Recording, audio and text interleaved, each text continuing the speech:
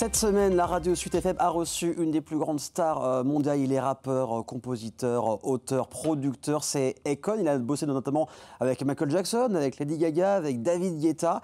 Et bien, on s'est entretenu avec Akon. Ça sera diffusé la semaine prochaine sur LMTV Stars, mais aussi avec le directeur de la radio, c'est Wilfried Tocqueville. Regardez. Salut Will. Salut Aurélien. Ça va bien? Ça va super bien. Bah, une journée comme ça va forcément bien. C'est clair. Merci beaucoup pour l'invitation en tout cas. Ça nous fait super plaisir. Comme je disais tout à l'heure à Akon, c'est un peu ma jeunesse, quoi. C'est mes premières soirées. C'était avec si vieux que ça non plus. Ça commence un petit peu. C'est vrai que tu reçois beaucoup d'artistes ici à Sud FM au Mans. Comment ça se passe pour que les artistes viennent vous voir, viennent en studio faire des sessions comme ça? C'est une sorte de, vu qu'on est un artiste américain, on va dire de win-win. Oui. C'est-à-dire que nous, on est important pour ces artistes. Alors, ils sont importants pour nous, évidemment. On est important pour eux parce que nous, on diffuse leurs titres et la radio est le premier prescripteur en fait de musique en France. Alors, il y a aussi les playlists, etc. C'est important. Mais les gens sur les playlists ont souvent tendance à choisir eux-mêmes leurs morceaux et écouter ce qu'ils connaissent déjà. Ouais. Pas totalement, mais en grande partie, c'est ça. Nous, on propose quelque chose. Et c'est vrai que sur un artiste comme Akon, on a joué le jeu en mettant en avant son titre. Lorsque l'artiste vient en France, et là c'est seulement 3 jours dans l'année. Il est à Marseille, je crois, cette semaine. Il a fait Paris, Marseille et Le Mans. Okay. Donc eux nous ont proposé, nous ont dit voilà, vous jouez le jeu. En plus, l'attaché de presse d'Akon nous connaît bien, puisqu'il travaille avec d'autres artistes qui sont déjà venus ici.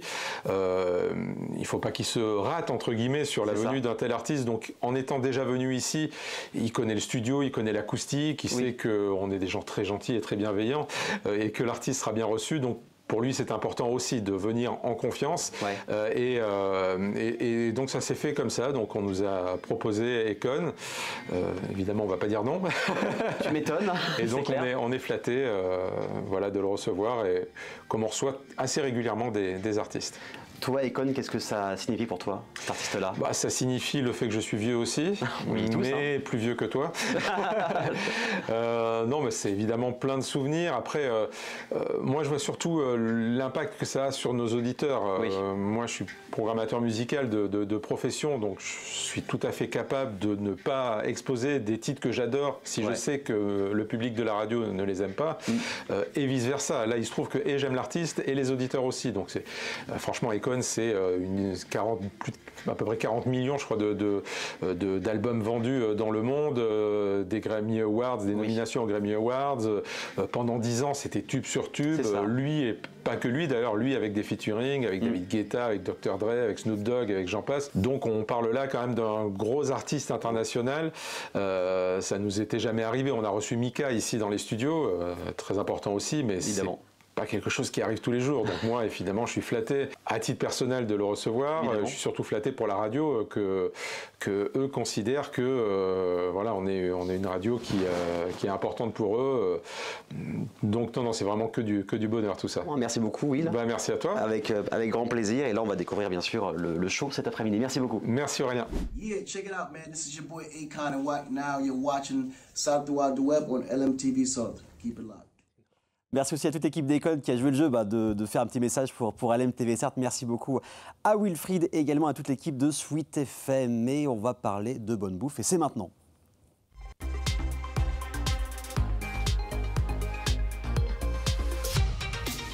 Vous êtes sûrement à table ou alors vous allez passer à table, ça tombe bien, on va vous donner encore plus faim. Enfin, c'est plutôt Alexandre qui va vous donner encore plus faim. Il est jovial, il est drôle, il est épicurien, il aime la bonne bouffe. Et sur tous ses réseaux sociaux, il a plus de 900 000 abonnés. Salut, comment vas-tu ? Bah écoute, ça va, impeccable. Bienvenue. Merci pour l'invitation. Avec grand plaisir. Merci d'avoir accepté l'invitation. On va parler de ton contenu. Tu étais venu chez les Amis de la rédaction il y a 1 an et demi maintenant. Déjà, ouais. Déjà, ça passe très très vite. Depuis fin 2023, qu'est-ce qui s'est passé pour toi et ton contenu, Bonne Pitance ? La date fin 2023 elle est importante en fait parce que c'est vraiment là que ça a commencé à décoller sur les plateformes les plus importantes entre guillemets. Toutes les plateformes se valent pas et si tu as besoin de vivre de cette activité là, effectivement justement Instagram ça fait partie vraiment des plateformes les plus importantes et ça a décollé à peu près au mois d'octobre 2023. D'accord. Et ça a pris 300 000 abonnés en 6 mois, enfin c'était vraiment c'était un peu en retard par rapport aux autres plateformes. D'accord. Et c'est vraiment ça qui a permis après de considérer ça comme un vrai boulot déjà. Et puis puis de pouvoir créer des projets bien plus importants et encore à venir. Ce qui, si Instagram n'avait pas décollé, aurait certainement pas été possible, quoi. Oui, c'est vrai que quand tu étais venu à la rédaction, c'est que tu étais encore boucher, du coup, ton activité de boucher. Ouais, c'est ça. Et tu faisais en plus les vidéos, et je sais que ça prend du temps, parce qu'il y a la préparation, il y a le tournage, il y a le montage, les sous-titres aussi pour les réseaux sociaux, donc ça prend des heures. Il y a alors, tu as dit que voilà, en quelques temps, ça a pris de l'ampleur. Est-ce que c'est une vidéo ou c'est le fait que tu sois actif, que tu proposes plein de contenus toutes les semaines? Est-ce qu'il y a une vidéo qui a fait mouche ou c'est vraiment une suite logique? Je pense qu'il n'y a pas réellement de possibilité, même juste en étant actif régulièrement, de percer, quoi. Il faut forcément un minimum de chances Oui. puis même de plaire aux gens, hein, enfin, Évidemment. sans forcément les jeter des fleurs, mais donc ça, c'est nécessaire pour percer. Donc, et je pense que la plupart des gens qui ont une seule vidéo qui va percer, et si ça ne suit pas derrière, bah, ils ne percent pas. Enfin, ils vont juste avoir cette vidéo-là qui va monter, mais les gens ne vont pas s'abonner pour suivre. Non. Donc en fait, il y a effectivement de temps en temps, il y a une vidéo qui va monter plus que les autres, mais c'est vraiment le fait que le contenu reste et perdure et soit régulier qui fait que les gens vont rester, en fait. Parce que sinon il y en a plein qui vont s'abonner d'un coup, et puis on le voit, on a nos statistiques, on voit très bien le nombre de personnes qui se désabonnent par semaine. Enfin vraiment c'est un cycle, hein, parce que si vraiment on fait rien pendant des mois, on peut perdre plus d'abonnés qu'on en gagne, quoi. Donc mais ce qu'on appelle l'engagement aussi, c'est le fait de commenter, de liker, de partager aussi qu'on va perdre aussi. c'est ça, ouais. Donc il y a un petit peu toutes ces choses là, ouais. Donc j'ai vu que cette année c'est aussi le line du format long, c'est ça aussi. Il y a plusieurs écoles dans la vidéo. Toi, c'est quoi? T'écris tout en avance, t'as des storyboards, c'est des points importants et après tu vois comment ça se passe. C'est quoi la manière bonne pitance pour tourner les vidéos? Après, je fais quand même quasiment essentiellement de la bouffe, donc c'est vrai que déjà, avant de faire une vidéo sur tel ou tel sujet, il faut déjà que le plat me donne envie, moi, quoi. En fait, j'ai un credo, un petit peu ce que j'essaie de mettre en place sur YouTube, mais c'est un peu le cas partout, c'est que quand je me suis lancé à faire des vidéos, je voulais vraiment trouver les vidéos que je trouvais pas sur Internet, en fait. Donc, la plupart des choses que je fais, que ce soit des vidéos courtes ou des formats un peu plus longs, c'est des choses qui sont soit drôles, gourmands, etc., plutôt sur les formats courts, soit un peu pédagogiques, éducatifs, découvertes, etc., plutôt sur les formats longs. Et c'est tous ces formats-là, en fait, que moi j'aurais voulu trouver quand j'ai commencé à regarder un petit peu des vidéos sur le net et que je trouvais pas forcément. Et c'est un peu le fait, je vais pas dire je vais faire le contenu qui me plaît, mais je trouve ça beaucoup plus facile de faire du contenu qui plaît aux gens si ça nous plaît déjà soi-même. Donc l'écriture, ça dépend vraiment sur la partie vidéo courte. Si je vais quand même écrire une partie de ma voix off parce que j'essaie d'être le plus lyrique possible maintenant. Je suis issu d'une filière littéraire à la base, donc j'aime bien écrire, j'aime bien jouer avec les mots et je pense que c'est un peu obligatoire aussi de trouver une sorte de patte comme ça. Voilà, j'ai déjà fait des tests, des recettes où j'explique juste la recette. Déjà, je trouve ça extrêmement chiant. Raconter une histoire, c'est beaucoup plus sympa que de lister une liste d'ingrédients sur une vidéo d'1 minute. Donc, je préfère essayer de scénariser un petit peu tout ça. Et après sur YouTube, je suis encore un petit peu dans la recherche du format qui pourrait plaire. Ça commence à bien marcher, mais c'est pas du tout la même chose, c'est un investissement complètement différent. On parle de se mettre en concurrence avec des gens qui sont sur la plateforme depuis 10 voire 15 ans, donc on n'a pas les mêmes matériels. Ce qui est compliqué, c'est de s'entourer de cadreurs, de monteurs, etc. Ça demande vraiment... voilà, on est à la télé ici, mais on ne crée pas une chaîne de télé du jour au lendemain. Là, c'est ça la différence, c'est que la plupart des gens, ils s'attendent à ce qu'on crée une chaîne YouTube du jour au lendemain avec tout le fonctionnement. Donc voilà, c'est le projet du moment. Les formats courts fonctionnent toujours bien, donc je garde les deux en même temps. Sûr, ouais. Il n'est pas question d'arrêter les formats courts si les formats longs fonctionnent, puisqu'en fait la plupart des gens qui sont abonnés à ma chaîne se sont abonnés pour un contenu. Je ne vais pas tout supprimer du jour au lendemain non plus, donc, et moi ça me plaît toujours autant de le faire. Donc vraiment coupler un petit peu ces deux mondes-là, quoi. Et tu parlais de contenu court, ça tombe bien, on a fait un petit mix de quelques contenus courts qu'on peut trouver sur Instagram notamment, mais vous tapez Bonne Pitance sur Internet, vous trouvez tout. Regardez, on revient juste après. Tu les vois, ces deux gros barbus qui vont encore cuisiner de l'animal mort? Eh ben raté, aujourd'hui avec mon Pierrot, on se fait une recette végé. Ah, merci. Faut manger avec les pieds, c'est ça?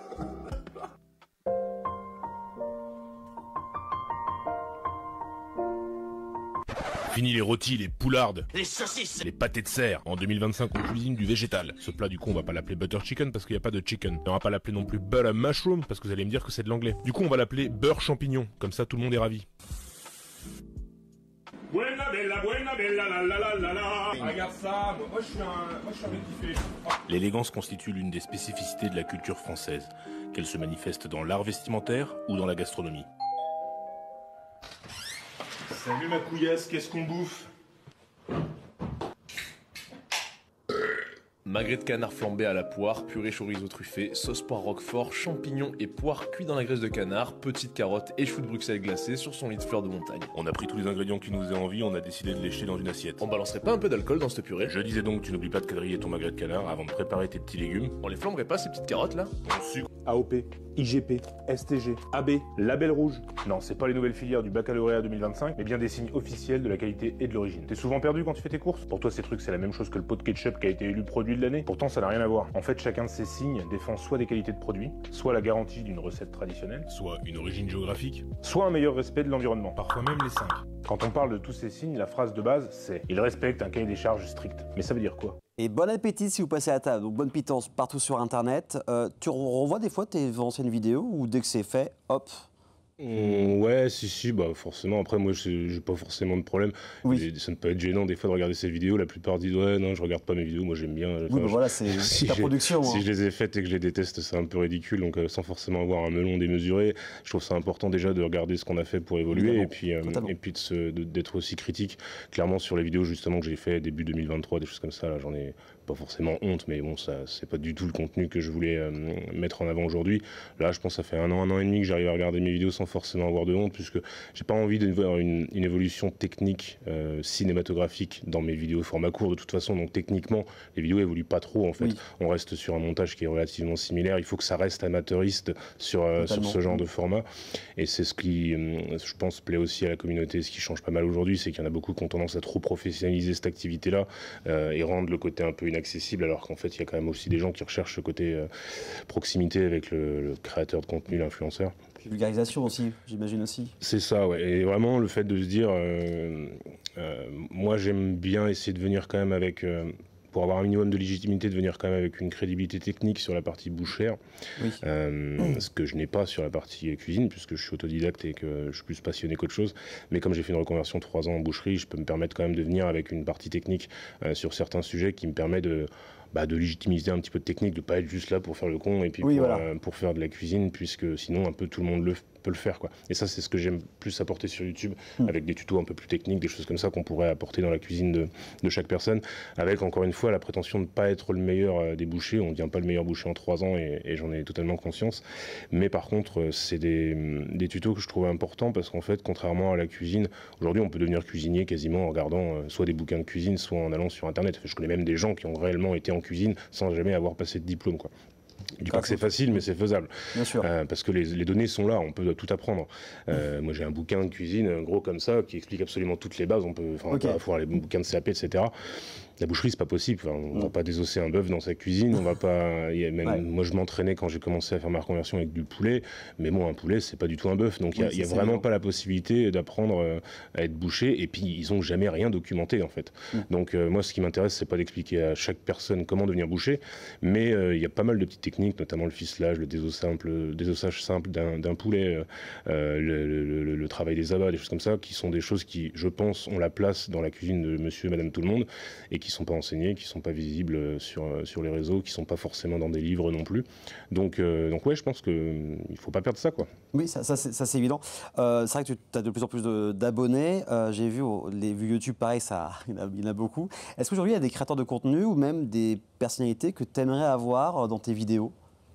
Oui, on avait fait quelques petites choses. On avait fait une vidéo sympa avec José Garcia, c'était assez incroyable, ça avait explosé, en plus on avait fait un super score avec ça, donc c'était très cool, et en plus de ça l'humain était cool. Non, il y a plein de gens, après je suis pas trop dans le côté, et puis moins... Enfin, pas faire non plus, mais plus on commence à avoir un petit peu d'abonnés, etc., et plus on est reconsidéré par les gens, plus on se rend compte à quel point tout ça est faux, et que du coup, même les personnes qui ont de la renommée sur d'autres sujets, du cinéma, des choses comme ça, on les voit aussi différemment, et sans forcément aller dans le côté je veux voir cette personne-là parce que c'est une star. Non, je veux voir cette personne-là parce que j'avais envie de faire voilà, c'est vraiment l'humain avec lui, quoi. Voilà, c'est ça, quoi. Donc là, ouais, je sais pas, ça peut être un peu des personnes du moment, et effectivement, il y a pas mal de gens qui peuvent être sympas. Bon, avec un copain, on aimerait beaucoup faire du contenu avec Jean Lassalle. Ça nous ferait... Ça peut être épique, hein. Jean Lassalle, ça peut être incroyable. Ça pourrait être assez marrant, et je pense que ça pourrait surtout se faire. Oui, c'est ça. ça serait assez rigolo. Donc, non, il va y avoir pas mal de projets qui vont venir. Mais après, dans ce milieu-là, ce qui est important aussi, c'est d'essayer de mixer aussi son contenu avec d'autres créateurs de contenu, déjà pour aller chercher de l'audience chez d'autres personnes, pour aller chercher un petit peu ailleurs, pour se renouveler aussi, et puis parce que c'est cool. Oui, tout simplement. C'est assez marrant, moi j'aime beaucoup faire ça, j'en fais beaucoup d'ailleurs, donc j'aime bien aller voir les autres, apprendre à cuisiner avec d'autres personnes qui sont soit des pros, soit pas, et puis en général on se marre bien. Ouais. C'est ça, et puis on n'a plus qu'à suivre les projets pour cette année sur tes différents réseaux sociaux. Donc vous tapez Bonne Pitance et bien sûr aussi sur les liens cliquables sur la chaîne YouTube. Merci beaucoup en tout cas d'être venu. C'est un plaisir d'avoir parlé de cuisine, de boucherie, de manger tout simplement. Dans quelques instants, place à la toute dernière chronique de Clara et de sa brigade du web, mais c'est juste après la pub. À tout de suite.